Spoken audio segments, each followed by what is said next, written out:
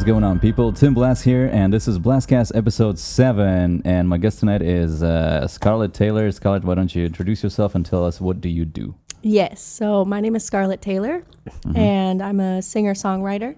I've been writing since I was a kid, since I could basically pick up a pen, and I've been in theater. I originally went to school to be an actress, but then I switched over to singing, so... Yeah.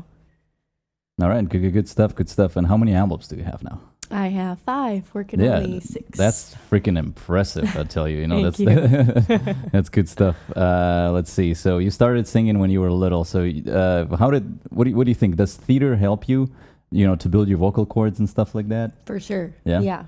I was also in choir for church, so that helped me a lot when I was just starting out. Yeah. It helped me to learn to read music and kind of just work on my vocals as well. Yeah. So. I know. I was in choir too. Choir was fun. Yeah, it is fun. I was a solo boy, and I was doing a lot of solos as a boy. But then my voice cracked when I was 10, and they just kicked me out. They totally kicked me out. I went from to like Oh my god! No way.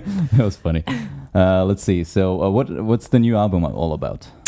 Well, the new one is a little different from my other material. My other stuff is a little more on the dark side. The new one is more pop, I want to say. It's not like bubblegum pop, but it's definitely more something that you can move to versus my other stuff, which is more like listening material, I feel like. Yeah. But this one you can definitely move to and dance to. So it's a very like dancey pop. Yes. That's cool. When is it coming out?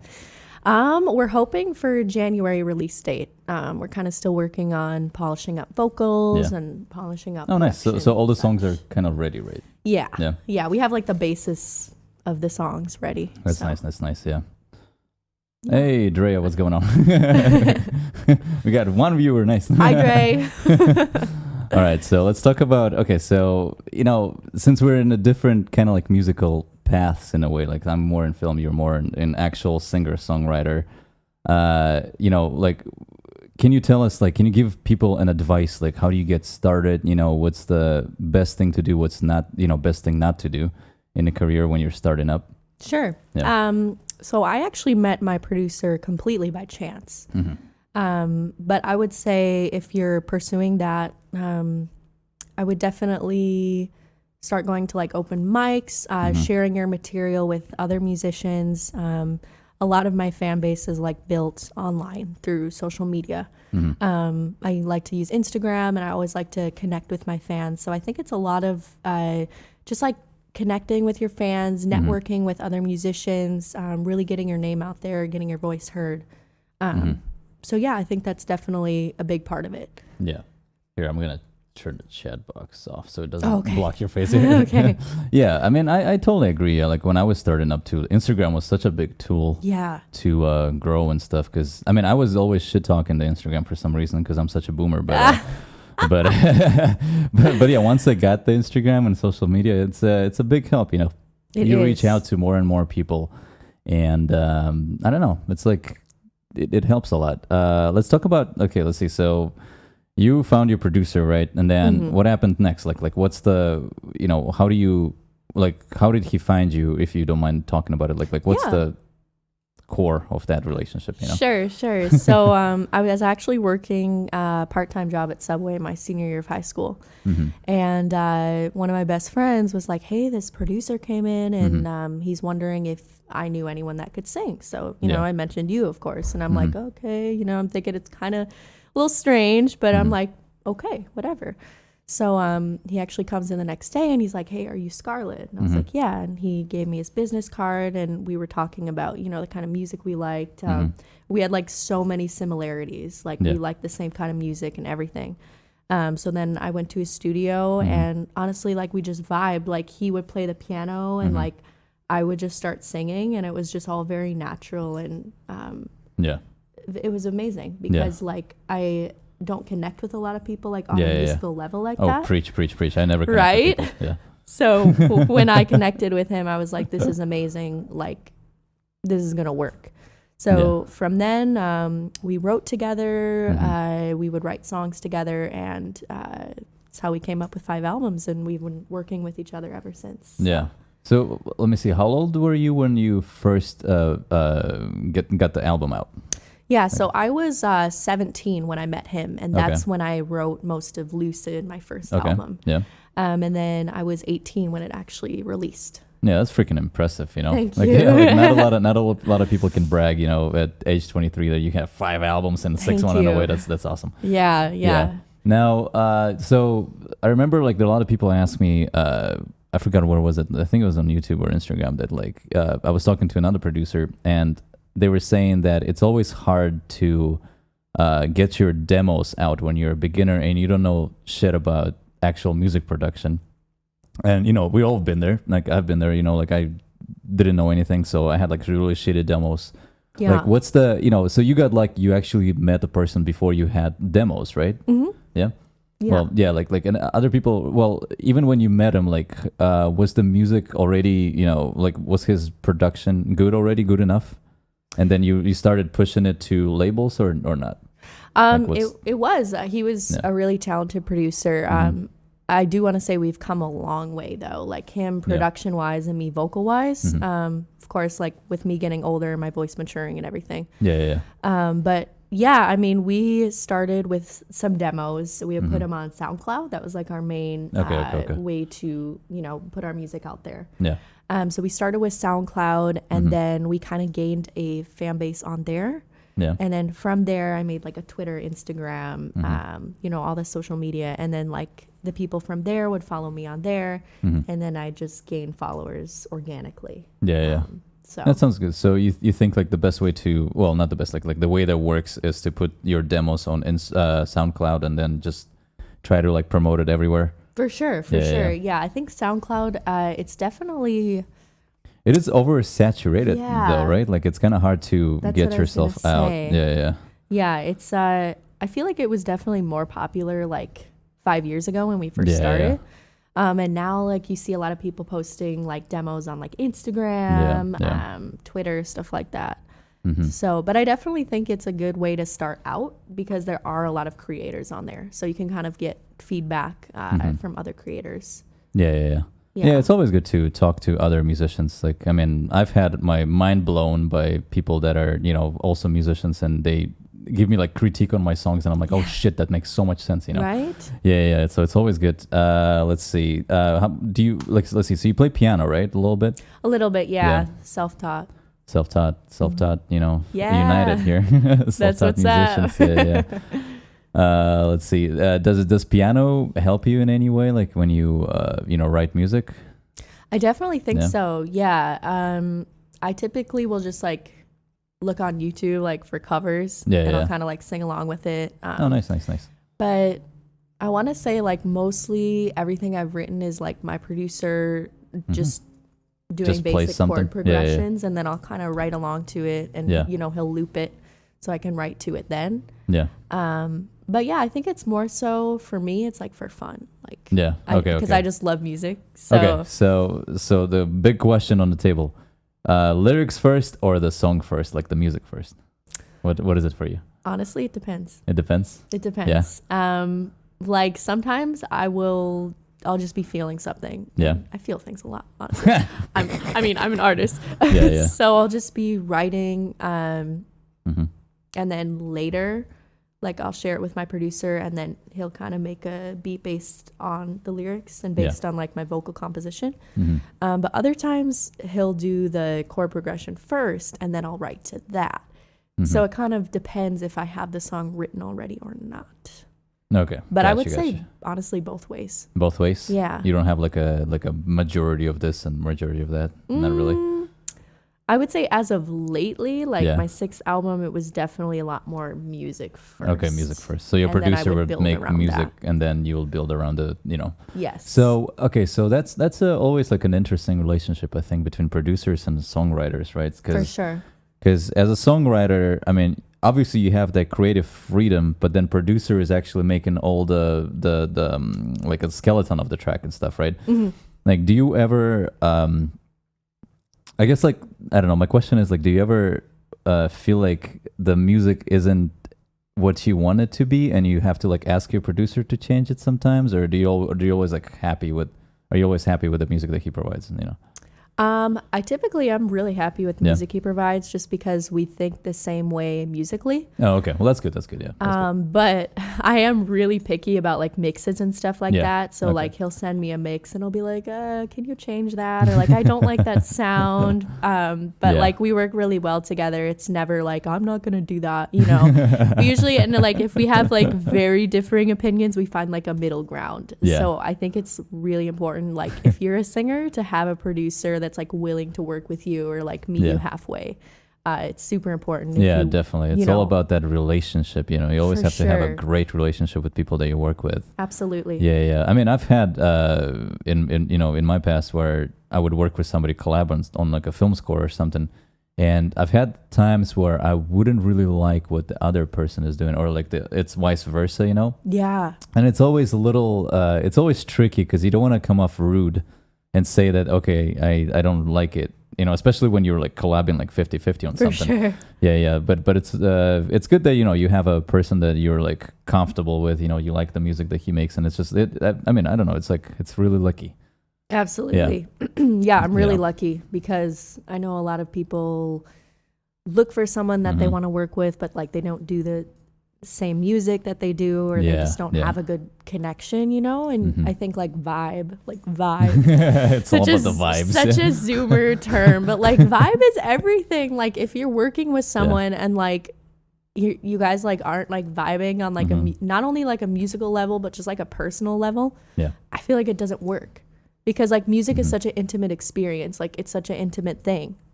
So like when you're writing with someone, or you're like, you know, just making music with someone, it has to be a certain vibe, certain energy. Certain energy. I mean, I agree with you. Let's see. So you are with, what publishing company do you work with again? ASCAP. No, but not publishing. I'm sorry. The Cobalt. Cobalt. Yeah, Cobalt. Yeah. Okay. So you're, do you know Brian Waters by any chance? I've heard of the name, I want to say. Okay. So I was talking to him, you know, well, the other day, like half a year ago. I know this year is such a doozy. So crazy. Yeah, and I remember like when the COVID started, you know, all the labels, they kind of started changing their little system about how they treat musicians and how they publish music. So now it's like it's such a big change. Like, did that change? Change your lifestyle and your like music career at all? COVID? Yeah, COVID, like, you know, when the pandemic started. I would say it actually really helped me. Yeah. Because the other job I was working ended. Yeah. So I could completely focus on my music and focus on myself. And that really helped improve my writing, as well as just like my personal well-being.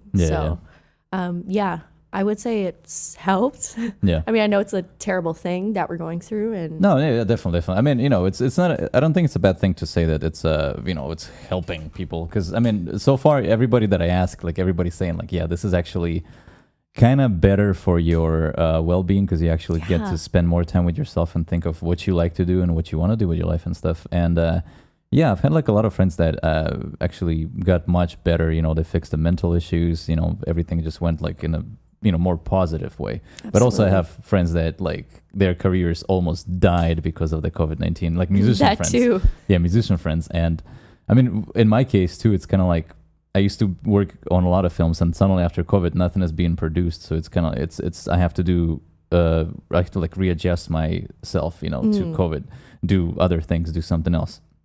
Absolutely.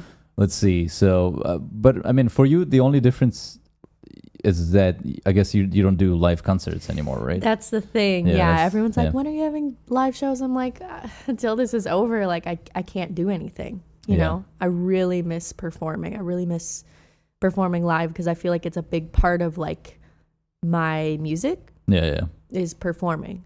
Yeah. Like bringing the song to life and actually like having it in front of people. I think it's really I've been to important. 3, 4 of your live performances. you Yeah. went to She's 3 or great. 4. She's great. You guys should, thank if you guys in LA, check her out. Yes. You know, when the live shows are gonna be a thing again. I don't know when that's gonna happen. I know. Hopefully soon. But Hopefully. I don't even know. A lot of people started doing live shows on Twitch, on YouTube, like live. Yeah. And they, I've seen a lot of bands, I listen to metal, but like a lot of metal bands. I love it. they've been doing a lot of live shows on Twitch, and there's actually people watching them, like 4,000, 5,000. Bands that usually have 100 people, in a live show. Wow. So, do you ever?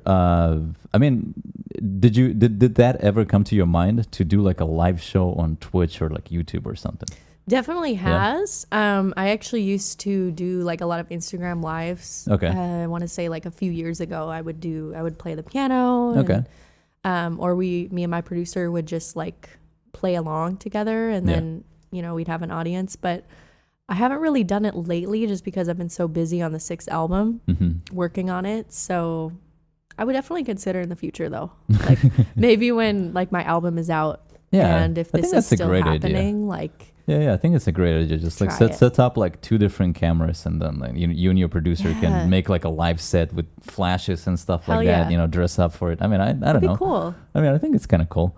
Like every time I see those things live, I'm like, wow, that's actually such a good idea. It's like so cool. It is. Because the world is changing, and you just have to kind of like adjust to it. Absolutely. Yeah. Yeah. Let's see. Oh yeah, that's the thing that I usually ask people. So there is a company in South Korea. Mm-hmm. They're making it's like an AI computer that writes music for you in a way. What? Like you can program it as like filters in Instagram in a way. Like you can like you use the fader and stuff. Oh my God. So you can adjust the faders on sadness, tempo, whatever, like anything in the track, and it will make it for you. Like, what do you think? Is that gonna ever change the industry? What do you think? For sure. Yeah. I mean, if it becomes like popular enough, I feel like in a lot of ways, like people have become lazy. Have they? Not really like producers, but I'm saying more so like artists. Like when you're buying an artist material, you're more so buying the image. Yeah. So like, I guess what I'm trying to say is a lot of people have ghostwriters, or they have like people that write for them, or will basically do all the work. All they have to do is go in the studio, memorize it, and sing it. You know what I mean? Yeah. That's not everybody, like especially independent artists, but I'm talking more like at the top of the food chain. Yeah. Well, top of the food chain, they have like 20 different writers for each song, for different writers for each different song on an album. Exactly. And they just have to come in and sing. I mean, all the power to them. Like, I hope I get to that point, but I actually would prefer, writing my own music, because I feel like then I would be taking somebody else's stuff, and I wouldn't feel right about that personally. Yeah. I mean, I don't know. It's like a give and take in a way. Like, if you want fame, you have to like do these things. If you want more of a artistic choice, you probably won't be able. I mean, there's a lot of artists obviously that made their own way to top, but like once you're at the top, you have like 20 people literally going piece by piece on your track. Yeah. You can write a track, but then once it's like look at Lady Gaga, for example, right? Her Paparazzi, or like the first album. If you listen to the original demos that she have, they're totally different compared to the actual album versions. The finalized version. Yeah. Like the originals they're jazzy. Really? Yeah. Listen to them. They're on YouTube. Like there's like actual videos from 2005 or 4 or something like that, where she's performing them live at some festival or something, and they're like jazzy. The way she plays piano and sings. She is totally different. Yeah, she's like a powerhouse vocalist, and I feel like because of like the industry or her label or whatever, like she's kind of like had to conform, like almost like down, because like I feel like a lot of popular pop music is just so simple, and it's just so like da, da, da, da, da, you know what I mean? Like not all of it, but like I feel like a lot of like artists that can actually sing their ass off have to like kind of conform down so that it's more listenable. Yeah, especially lately. I feel like early 2000s. Okay, remember Christina Aguilera, for example. Beautiful voice. I don't think she went down. I mean, it's still poppy and stuff, but they let her do the whole, all those like cool things. But they don't let people do that anymore. Like, I don't really, rarely. I think it's because it's just easier to listen to, perhaps, like, or easier to sing along to. Yeah, I guess that's what it is. Yeah, they're trying to dumb it down. Exactly. Yeah, and I see that everywhere, actually. Film music too. Before it used to be such a like orchestral, like progressive stuff. That's difficult to play. Now it's more about like it's just like it's the same thing in every single movie. It's like, bro. So simple. Yeah, it is simple. Same thing with metal music, rap music too. It's well, I feel like actually no, I'll take that words back. In rap music, it got more progressive. Okay. Don't you think so? So okay. So rap is like used to be like. And now it's like this like trap, right? There's like a lot of triplets, like yes, it's like a different beat, and it's getting more and more progressive, which is funny. Oh yeah, Rusty Mack, the producer for Weekend, he was telling me about drill. Do you know anything about drill? Drill? No, I'm not familiar. It's some kind of like new trap movement that he's saying that that's going to be like the next big thing. Wow. Yeah.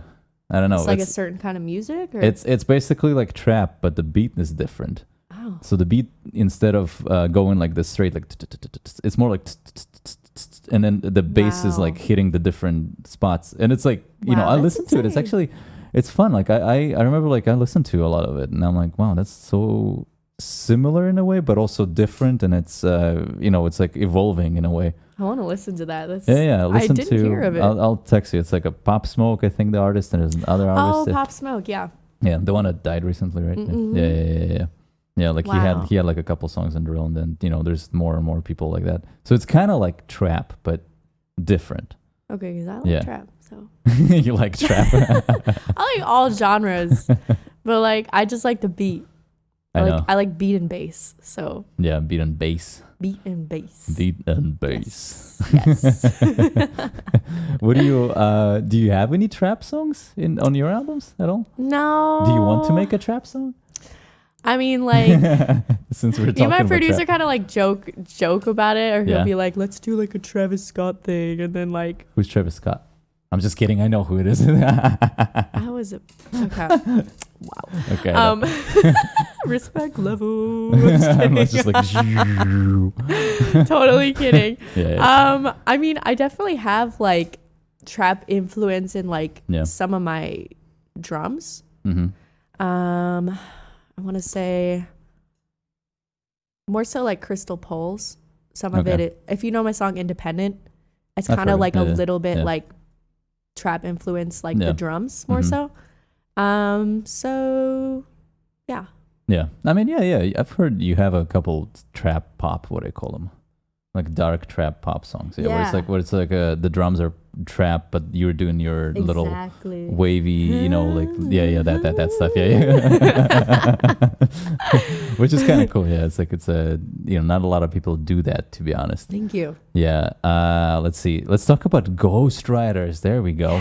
So the other day I had a conversation with my buddy that lives in Amsterdam about ghostwriting, and you haven't gone to the ASCAP Expo, right? I have not. Okay. No, I was going to go this year, but then it got canceled because of COVID. Same thing, yeah. I got my pass and stuff. But anyway, so there was a lot of ghostwriters at that expo, and they were like all talking about how it's always hard to get out once you start being a ghostwriter.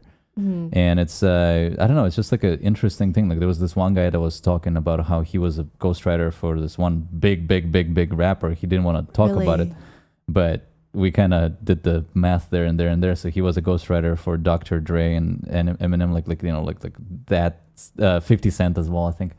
And the thing is, for producers, you kind of have to have a credit, right? Like for musicians too, like for singer-songwriters, like you always need to have some kind of credit if you worked on something. Absolutely. Yeah, and but a lot of people they get those like ghostwriter gigs, and they don't get the credit, but they get paid a lot of money for it. Like, what's your thoughts on that? Like, should you stick it up and get the credit, or you just get the money? I mean, I know it's a controversial topic, but it is. Like, I feel like if I was writing for somebody and like, I feel like personally, like getting paid is nice, right? Yeah. But like, I would want to have that credit. Yeah. Like, I would want people to know, hey, like she contributed in writing this. Yeah. I think that's important.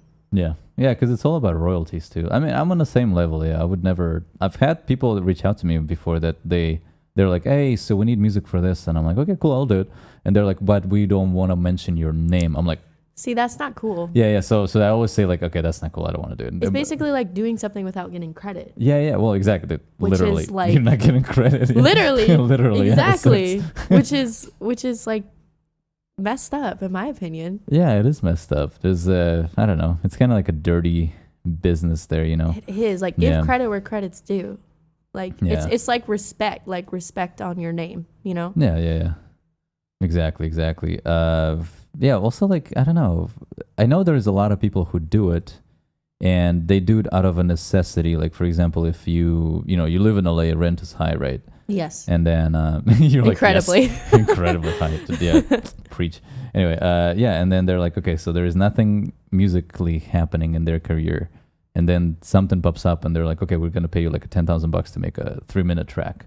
Your name is not gonna be mentioned, and then people start doing it, and then it just like turns into a thing, and then 20 years later, they're 45 years old, and they're still like, they go to a grocery store, nobody knows who they are and stuff. Exactly. Yeah. It's like, I wrote a song for like I know, like they wrote like a Kesha track or something, or like Lady Gaga track, and nobody knows that, you know, and they can't talk about it because of the NDAs and stuff. Exactly. It's like, why? Yeah, it's so weird. But I mean, I kind of get their perspective on the necessity of it. Yeah. But as an artist, like I don't know, I'd probably like stick it up, you know, just either talk to the producers and give like to get like some kind of minimal, you know, credit for something. That's how I feel. Yeah. Like even if you're doing ghostwriting, like you don't have to, you know, even if you wrote the whole track, I would always say that try to talk to the producers and like get some kind of credit. Because like that builds up your career, you know. If you don't, your credentials, you know, it's all you want that in there. Like, you know, if I work on a film and I don't get credit for it, like it's almost like I didn't work on a film. It's almost like you didn't even do it. Yeah, it's like if I didn't do it. What's the point at the end of the day? Like, what are you gaining from that? Yeah. Like I can mention it all I want, but if it's not there, if I'm not credited, then it's like I didn't work on it, you know. And there's no proof. Yeah, there's no proof. So it's did you do that? Like, did you really do that? Yeah. What's let's see. So you work with Cobalt, right? Like, did they put your music anywhere so far or not yet? I did get on some Spotify playlists, which is like super, that's like really big. Like a lot of artists, I feel like, especially today, rely on Spotify playlists. Okay.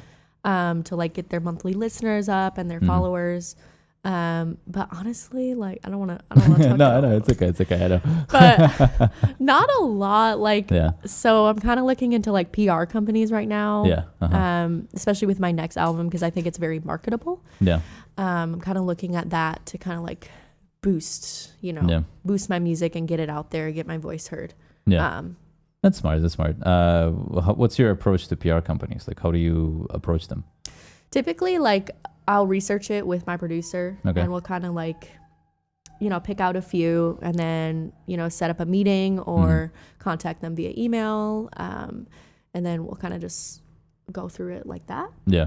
We haven't really like seriously done it for any of our past albums, but for this one, we're definitely going to go after some so that we can get it out there. Yeah. That's a great idea, I think. Yeah. And I think a lot of it was like my other material wasn't as marketable. Okay.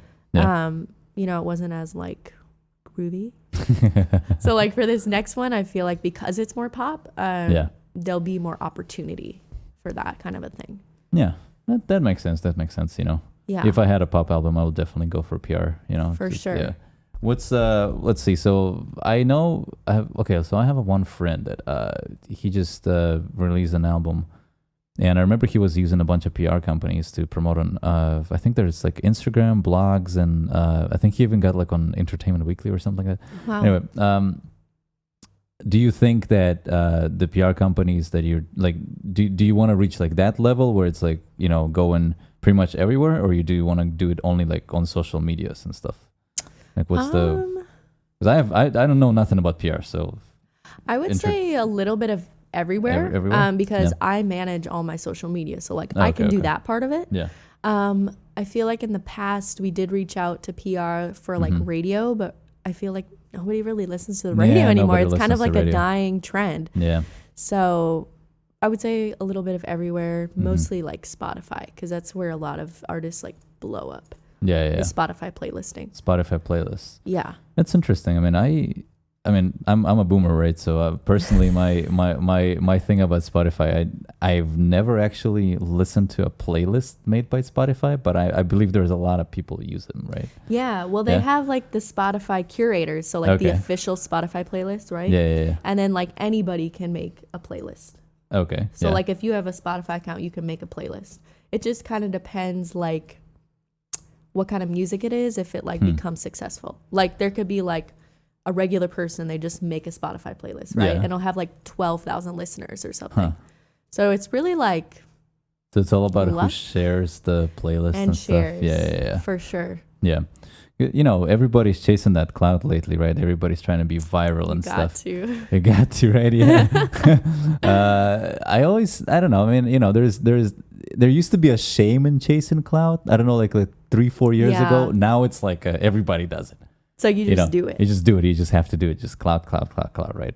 Because you want to get your stuff out there, you know? So like you got to do it some way. The thing is, the market is so saturated, like extremely. You know, the 13-year-old boy can go on Fruity Loops and make a track and then, you know, post it on everywhere, like Spotify, whatever. It's like it costs $5 to post on Spotify. Literally. Yeah. Or just like go on Splice. Like I'm sure like I could make a song. What's like, Splice? Oh, that's I get it. They have like the pre-recorded sounds and chord progressions and tracks. So like you could just go on there. Anybody could go on there. Yeah. Make a song. Make a track, yeah. And honestly, like I feel like a lot of it's luck. Like if you like blow up or not. Yeah. Because like anybody could make a track. Like if you're like musically talented, I feel like you can make something. Well, luck plus I feel like luck obviously, but also you have to be you know, I don't really believe in like talent per se. I mean, talent is a thing, but I believe in like hard work. Absolutely. You know, because it takes hard work to like learn to play guitar, for example. Absolutely. And people can call you talented, but in reality, it took you hours and hours and hours and hours and hours to perfect your vocals and like play guitar and stuff. Yeah. And I mean, luck is a thing, but also I feel like people who blow up, there are people that blow up by luck, but also there are people who blow up by, you know, doing the hard work, basically. For sure. No, I wasn't saying that like it's only luck. No. But yeah, because like I worked my ass off for 5 years, you know, and I am getting somewhere, like, and I will be somewhere. Yeah. But like until that point, it is a lot of hard work. You have to be willing to like make sacrifices. Oh yeah, definitely. A lot of people who watch this are like beginner composers and beginner musicians, you know. And I've had a lot of questions that are kind of like the same. It's all about like, when do we actually start sending out our music to people? And I always try to say, write like 150 songs, and then your 151st is going to be somewhat okay. Still going to be crappy. Yeah. Like, what do you think? Is that truth or no? I think that's a good number. I mean, you have to definitely be like experienced and like figure out your sound and like what sounds best. So yeah, I think 150 is good. Yeah, 150. Like usually, because I remember I started writing when I was 14, I think. And I still have the songs that are written when I was 14, 15. Like some of them are actually good. Like I listened to them, I'm like, holy crap, like that's actually smart and stuff for my 14-year-old brain. But still, it's like, it's crappy, you know, like it takes you years and years and years and years and years of writing and thinking you have the best thing, but then a week later you think it's crappy, and it's just like, you know, you always have to like continue progressing. Absolutely. It's all experience. It's all experience and learning. Yeah. Like you're constantly, especially as a musician, you're constantly learning from other people, from yourself. It's an ongoing process. Yeah, definitely an ongoing process. And let's see. So they always ask, like, when do we send a demo? So 151 songs. And I would say that before sending a demo to anybody, like professionally, try to send that demo to your like musician peers first. Yes. And don't be afraid to get critiqued. Yeah, Like, that's something that I think a lot of people struggle with. I struggled with a lot. I struggled it completely. I had such a big ego. I was just like, what do you mean my song is bad? Especially because like artists or like creatives, I feel like are very like emotional, sensitive people. Yeah. So it's like when someone says something, you're like, but Yeah, I like think that song is my good. baby. Like, what are you Right? talking about? Right? I so understand that. Or like my producer, like even now, he'll be like, I think you should change that lyric. And I'm like, but I like that lyric. I'm like, but okay, you're right.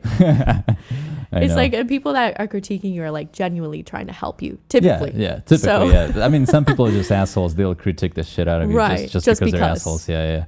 I mean, I've had times when people would be like, hey, your songs suck, like your production sucks and stuff, and then I go to their SoundCloud and listen to their stuff, and that's even worse. Yeah, so I'm you're okay, they're just being assholes. Like, but people who are generally do, they don't say that it sucks. They say that you should change something or like something consider specific. You know, like typically.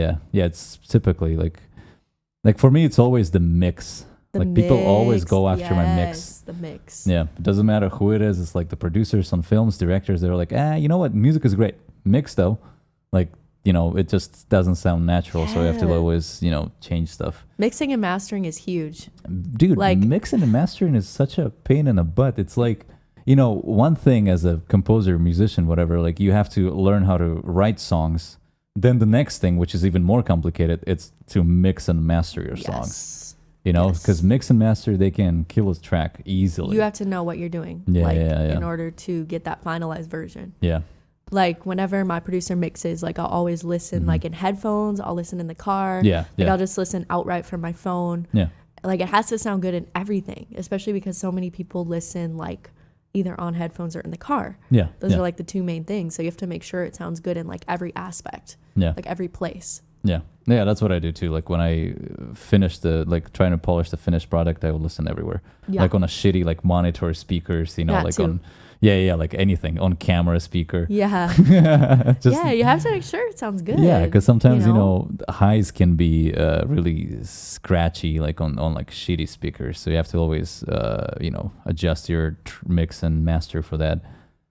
For sure. You guys mix and master like in house, right? Like you don't send master somewhere else. We did for the first 4 albums, and then the 5th one we actually got it mastered at 4th Street. You know 4th Street? Okay, well they've mastered like the Neighborhoods album and I want to say Kesha's album possibly too. Yeah, well, which one? The new one? The new one. Yeah.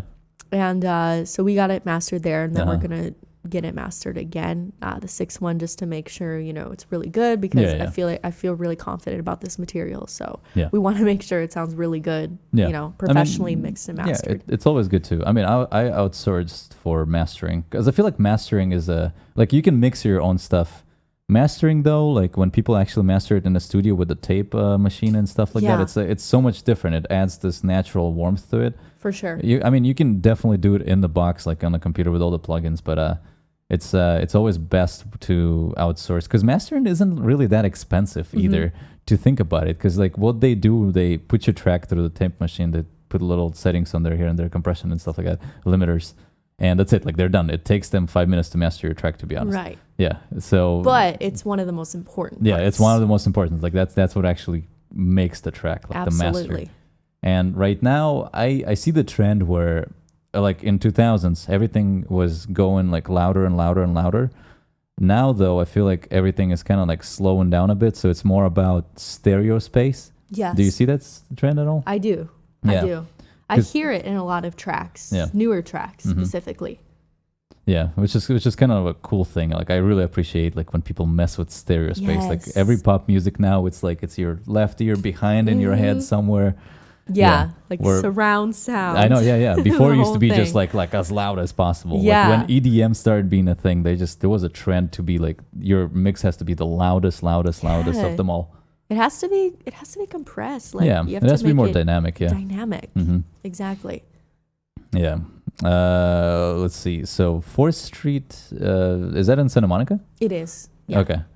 Forestry Recording Studios. Okay, I think I know what it is now. it just clicked in my head. Yeah. Yeah. Oh yeah, let's talk about Kesha. That's an interesting topic, right? Yeah. So how she was, she had like a really distinct sound. She did. On her first few albums, and then the newest one is like this really, really professional sort of like diva pop music now. Are you talking about the one with Praying on Yeah. Yeah, it's the like one it's with so like the pink cover. Sure. Okay. I don't think I've seen the cover yet, but yeah, sure. Okay. We'll just say the one with Praying on it because I know what that one is. Yeah, that one, right? Like you know how like she went from this one style that was should I say it or not? It was kind of like almost trashy in a way, like trashy pop. No, I know what you mean. Yeah. I mean, obviously it's not talking down on her. Yeah, of course. She's amazing. She's gorgeous. Yeah. But then she completely changed the style to this new kind of like very like serious pop. Yes. And I feel like that gave her more she gained more respect from actually, what do you call it? Like evolving. But like my question is always this, like even on her first albums, she could have done that already because I mean, her voice was already there. Like you can hear some of her first albums where she actually sings really well, but for like a second or two. Like, why do you think she didn't do it on the first albums? Honestly, I think it was a different time, a different style, a different sound of music. Mm-hmm. It was in like the early 2000s. Yeah, like 2003, 4, 5, I think, something like that. It was pretty early, and I remember like I really liked Kesha actually, and I would like listen to it, and I'd be like, I feel like she can really sing, but they're not letting her really sing. Yeah. And then like in this new album, everyone's like, holy smokes, like she can sing her ass off. Yeah. Like in Praying, I'm like, wow, like I would have never known she could sing like that well unless that album came out. Yeah. So I feel like me too. Yeah. I always felt like that's so weird because I was listening to Kesha's first two albums and I like the music production on that. It's just beautiful. It's just such a well-produced pop music. It is. And on some tracks, not the popular ones, like less popular ones. I forgot what they're called already. She would have a couple of moments where she would go really, really high. I'm like, what the hell? So I always thought it's like autotune or something where they're like pitching her higher. But then she did that on Praying. She does that it high live C too. Yes. Yeah. Oof. That's like I can't do it. I can do it. I can do it. Okay. Okay, 3, 2, 1. High C coming up. Is it? I'm gonna do it right now. Maybe on a different podcast. On a different podcast. Okay. Yes. I'm like, this is going to be the clickbait. Oh my God. Scarlett Taylor does high C live on a podcast. Someday. Yeah. I mean, I've heard you can do super high stuff too. It always blows my mind when people go super high. It doesn't matter, male, female, guy, dude, girl, whatever. Right. Dogs can do high pitches, but I don't know. It's just like it blows my mind how people can just go like so high, right? Yeah, it's insane. And like, it's always like the Queen of the Night aria. I know. Yeah.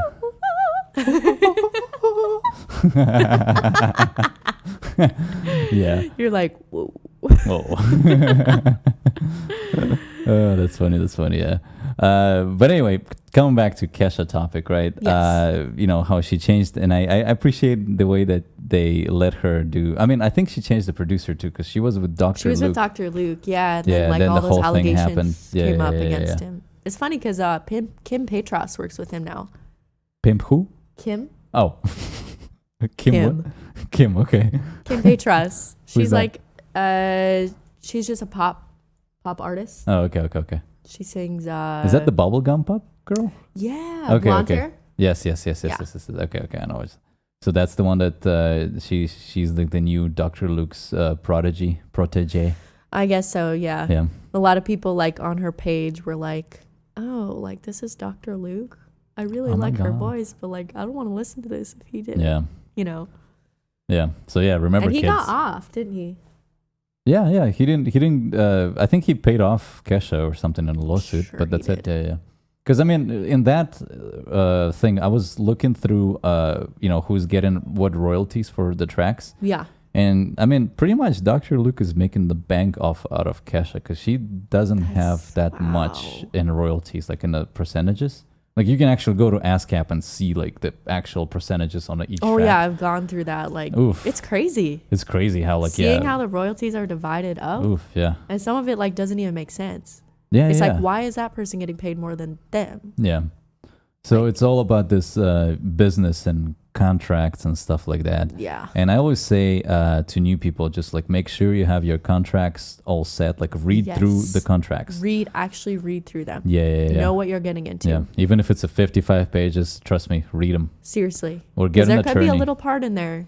Yeah. It could be like a bunch of water for 70 pages. And then one page is like, okay, we own your life. Yeah, literally. Yeah. Like it's next, like, oh, you just sign it, like you don't read it. Every time you breathe, we make $1. You know? I mean, even for my contract, like with my producer, like when we were first starting out, I had a lawyer look over it. Yeah. Because I was like, I'm not, like, it's not like I didn't trust him, but it's just like you need to be able to know what you're getting into. Yeah, exactly. You need to know it's professional, it's business. Yeah. So make sure like it's a credible source looking over it. Yeah. And especially when you're starting out, that's when people try to take advantage of you. Like I've had times when I was starting out as a composer, and there was this one production company that basically sent me a contract that said they own not just the score, but also like the rest of my music for the next 10 years. And I was just like, bitch, what? You know? I'm so glad you read that.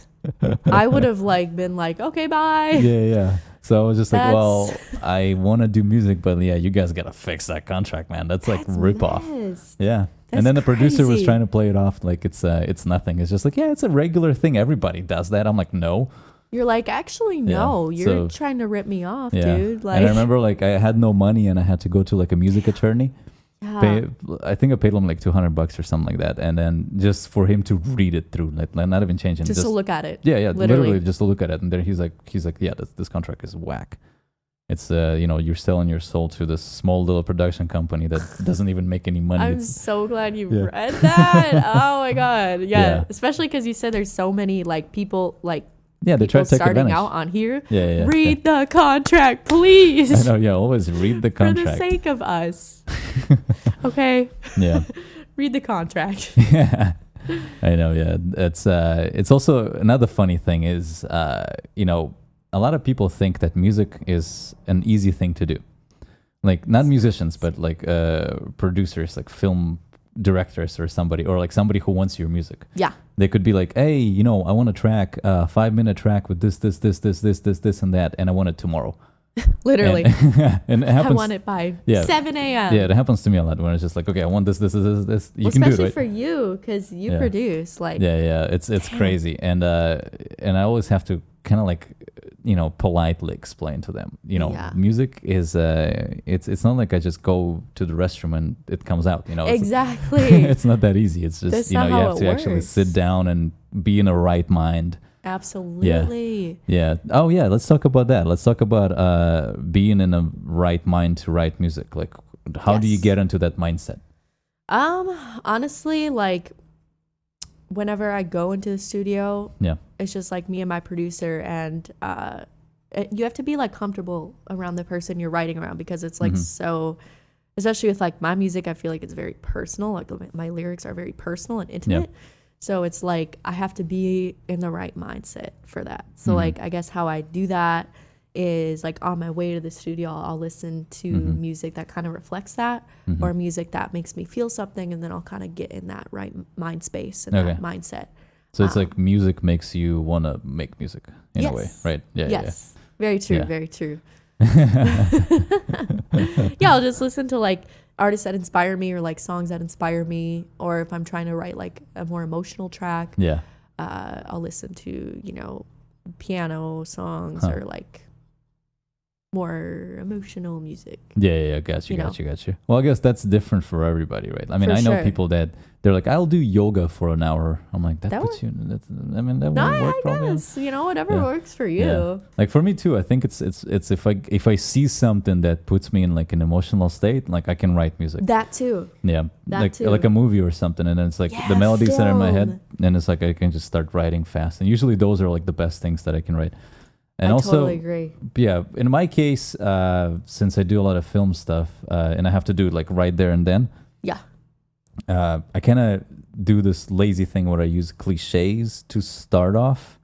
Well, I mean, I guess it's different with you because you do more pop. Like you have to do it from scratch. You can't really copy yourself as much. Yeah. Yeah, like with me, like I'll start copying in a way, well, my previous works, and then I'll change it back again. If I'm not in the right set mind.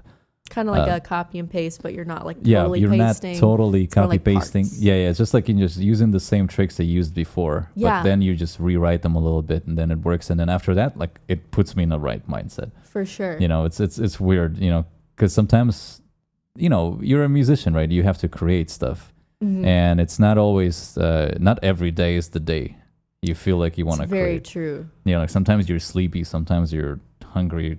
I mean, I'm always hungry, but... I'm always hungry, but other than that... just like, get a slice of pizza while you're producing, Oh, no. There's no food at this production. Kidding. Okay. Just a recommendation, Yesterday I was eating chips here. I'm like, that's... No, my producer's like that too. He's like, if I put that's why I was so careful about putting this on his table, my coffee. Yeah. I'm like, is it okay if I put this here? I mean, I used to be more and more, OCD about it. I relaxed a little bit lately. Yeah. I feel like, it is your life though. This is all your equipment. So I get it. Yeah. Like, obviously, if you're careful, if I'm careful, it's all good. Right. As long as you don't put it on the piano or something, I'm good with it. But yeah, once I get this thing, it's like a big ass mouse pad. Well, you guys don't see it, but go on my Instagram, you'll see it. It's a big mouse pad. It's a really big mouse pad. Yeah. And once I got it, I'm like, okay, now I can actually put stuff because it's like anti-slip in a way. Yeah, no, it is. It's nice. Like if you put it on the table, it's probably gonna slip a lot. Right. Yeah, but what's your? Let's see. Let's talk about. So you're in a studio, right? Yes. You're in your right mindset. You're like working on tracks. You're writing the song, and then suddenly you start thinking about donuts. Like does that? Well, okay. Let's think something else. Like suddenly your mind, like it happens to me a lot, where I'm like writing something, right? I'm like in the middle of the track, and then suddenly like chicken is on my head, and I'm like, okay, I want chicken now. Like, does that even happen to you? Actually, no. No, never ever. Not where really. You completely like space out and then just like thinking of something else. Not all of us have ADHD, Tim. I'm just kidding. No, I actually don't because when I'm writing, I'm in that. I'm like in it. It's basically like I'm in a room and the room is only what I'm thinking. So I don't really get distracted, I guess. Oh yeah, well I guess also because you have a producer in the same room too. So you have like a person that's they can bring you back. Basically. Yeah, mediator. Yeah. Because with me, sometimes I would work for 2-3 hours and then suddenly my mind goes blank, and then I'm sitting here for 15 minutes thinking about how to. Yeah, I know, thinking about chicken or just playing with this thing this whole time. Oh, that looks cool. That is so cool. Yeah. But yeah, no, I guess it never really happens crosses to you? my mind. No, because I'm just so focused. Yeah, well, that's a good thing. That's what my producer told me. He's like, you're one of the most focused artists I've ever worked with. I'm like, yeah, all right, I'll take it. That's a good thing. Well, yeah, okay, so let's talk about that. Yeah, we've made a couple of covers back in the day, well, earlier this year. And I remember, you were actually quite focused on it. You were in the zone. Thank you. And the cool thing I remember that you could do is you can sing in tone without the music, which is a hard thing that not a lot of people can actually pull it off. Perfect pitch. Perfect pitch, sure. That's what it's called. yeah, perfect pitch. But it's not just perfect pitch is more of, obviously you can hear the note and stuff, but to be able to sing in perfect pitch and then once the music comes in, it's like you are actually still in the same perfect pitch, like which is a good thing. You know, do you ever see yourself doing something else rather than music? Honestly, not really. Not really? No. Like nothing at all? Perhaps like because I did mention earlier I went to school for theater. Okay. I can see myself possibly getting into acting. Okay. But mostly like I just want to sing. I just want to make music. Yeah. Like I don't see myself like working a regular job or like sitting in a cubicle or something. Like I've never saw that for myself. Singing in a cubicle. I've never saw that for myself. That's some sad cringe right there. Yeah. Very sad. Sounds like a Lifetime movie. Like I wanted to be a singer, but now I just work in a cubicle at an office. Lifetime. Or what is that channel called? TNC. TLC? TLC. Is it TLC? TLC. Yeah. Oh my god. That's usually the documentaries about people who had dreams, but the dreams never came true. You know. It's always sad. Well, you gotta work for it. Yeah, that's what I tell people. Yeah, you have to be proactive. You have to be on top of your shit. You have to be like always working, you know, to improve yourself, to evolve yourself as a producer, musician, composer, singer. Especially when it's in the creative field. Yeah. It's the creative field, like there is no limit to what you can do. Absolutely. And you can always, there's always, space for improvement. Yes. Yeah. So, you know, like how some people get stuck up and they're like, like I'm good already. Yeah, you can't do that. Yeah, you can't do that. Yeah, definitely. You're always learning. Like you have to be humble. Yeah. Like you have to. Yeah. Like even when you're 80 years old, you're still learning. You can still learn new stuff. Yeah, like everybody you meet knows something that you don't know. Yeah, so, like, pretty much. Learn from other people, like especially when you're creative. Learn from other musicians. Learn from other producers. Yeah, don't be a Karen. Don't be a Karen. Yeah, don't be a Karen. Nobody likes Karens. Nobody likes a Karen. Nobody likes a Karen, yeah. Sorry to break it to you guys. But. Yeah, I know. Some people are Karen in their way into music business and nobody likes that. And there's a lot of Karens up and top right now. Like? I'm not going to mention names, but... Oh. He's not going to mention it? I'm not going to get in trouble. But yeah, there's a lot of Karens, and I met a lot of Karens in the top world, and, you know, nobody likes them. But they got onto the top, and, you know, it's just something that happens, I guess. Yeah. Well, you can't, like, go into the music industry with a big head. Yeah, you can't. But they also... Like, you do have to have a certain level of confidence. Yeah. Like, I am the shit. But like you can't be like I am the shit, you know what I mean? You can't just expect things to fall in place for you. Yeah, like just work. Work for it. Yeah, just work for it. Yeah, that's what I always tell people. You know, it takes ages, you know, years and years and years to start even making some money out of music. Absolutely. Yeah, so you know, don't get discouraged. You know, if you have what it takes, just do it. There are a lot of artists too that like worked for a really long time that a lot of people like don't know about. Oh yeah. That there's like a lot of them, yeah. had to really work in order, like 10 plus years. Like Sia. Like she worked for Beyonce and for like she worked for Rihanna. Rihanna, right? Rihanna. Yeah. And then they tell her that her face isn't pretty or something. Yeah, that's why they said that's kind of why she like wears the wig.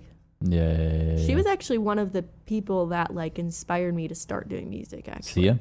Yeah, I remember when I was like 12 and I listened to like Breathe Me and I was like, wow, like that song really touched me. Wait, by Sia wrote Breathe Me? Yeah. By who? Breathe me, oh, okay. That Breathe Me. I'm thinking about the different Breathe Me. Oh, okay, yeah. Well, I'm thinking about the other Breathe Me. I forgot the name of the person who sings it. Oh, okay. Yeah. Anyway. Yeah, I mean, that's interesting. Yeah, Sia is an interesting artist. She is. She's a powerhouse vocalist, man. She can sing her ass off. Yeah. I want to say she's one of the best vocalists in the game right now. Yeah. There's also this weird thing where, well, I guess it used to be a thing back in 2000s where if you don't have a pretty face, you can't make it in business, in music business. I feel like it's changing now. I feel like it is. Yeah, you see more of a average looking people, you know? Yeah. Or even, I mean, ugly people, you know, like in the music God bless. business. God bless. I know, I'm so straightforward. Ugly people. It's just the ugly people in there. No, but like image is important. It's important. Like I feel like a lot of like, especially female artists, a lot of them rely on their looks. Like, that's okay. Like, there's nothing wrong with it. Women are beautiful. Guys are beautiful. Yeah, like, it sells. It sells. Yeah. So it's always my example. If One Direction, if all the guys weren't pretty, nobody would listen to them, even with the same music. It's just like that's so true. It would never like sell. how they blew up. Like all the girls were like, "Oh, so cute. Oh my god, like, oh my god, fangirling." Fangirling over them. But like, if you think about it, if they weren't as good looking, it's like, would your music really sell? Probably like, not. Yeah. Would you sell out stadiums? No, probably not. Let's think about it. Yeah. Not talking down to anybody. No, Respect obviously, for all artists. Yeah. Respect for all artists. But still, like, I mean, there's a lot of people who are great musicians and they are not blessed with good looks. Mm-hmm. They get discouraged and they just stop writing music. Which is really sad. Which is a lot. Yeah, it's super sad. But I feel like it's changing now in a way. Like I think 2020, I see more and more people people blow up with average looks and less than below average looks that just blow up because of their music. And I like that. It's like people are actually getting more, less about the looks. Yeah, as they should. Yeah. It should be about the talent. It should be about the person. It shouldn't be like, oh, they're pretty, so like they're gonna blow up. Yeah, It shouldn't be like that. Yeah, like pop music. It's like a popularity contest. It's like we were done with this in high school. I thought. In high school, like high school never ends. Swear. God bless. I know. Yeah, I mean, I see that like rock and metal music. I guess it's different because those fuckers are ugly, man. But the music is popular. But in pop music, it's still. But it's evolving, which is a good thing. It is. Yeah, which is a great thing. Let's see. What else can we actually talk about? I was gonna say a lot of artists. I feel like it's becoming more like acceptable to. Where was I going with this?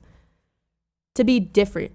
Yeah. You know what I mean? Like it's not like all like glitz and glamour. Like. Yeah. For example, Billie Eilish. Oh yeah. She's a great example, actually. Because she does like the baggy clothes. Yeah.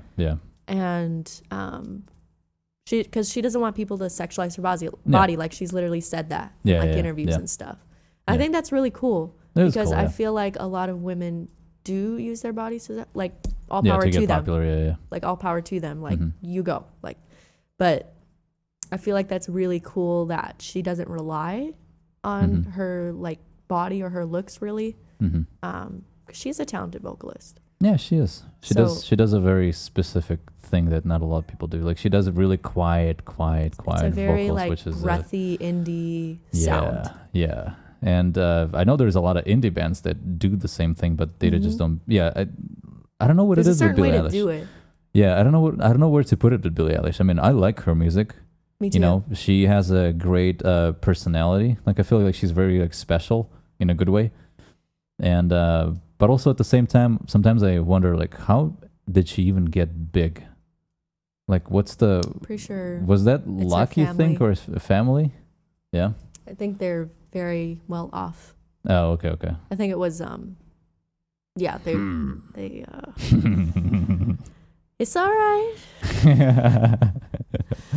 Again, the talent thing, like it's like are you buying your way to the top or are you actually working to the top? Well, obviously she has not saying she didn't work for it. She not saying that at all. But she started when she was 13, 14? She was young. Yeah. I want to say 12 or 13. 12 or 13. Like Ocean Eyes was when she was 13, right? Wasn't it? Yeah, that's crazy. Insane. Yeah.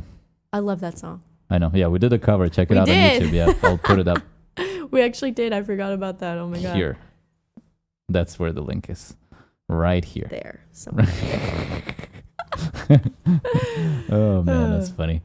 All right. Well, I think we had a good talk. Yeah. Time to wrap it up. Let's see. Where can people find you? People can find you on all the streaming platforms. All streaming platforms. Yes. Scarlett Taylor. Scarlett Taylor. SCARLETT TAY. Yep. There you go. Yeah. 2 T's, people, remember. 2 T's. 3 T's if you count the T in my last name. So I'm on Instagram, Scarlett Taylor Music, Twitter, Scarlett's Muse, and my website is scarletttaylor.com. All right. There we go. Yeah. So hopefully this podcast was helpful to you guys. Thank you so much for tuning in. This is BlastCast episode 7 with Scarlett Taylor, and we are outie.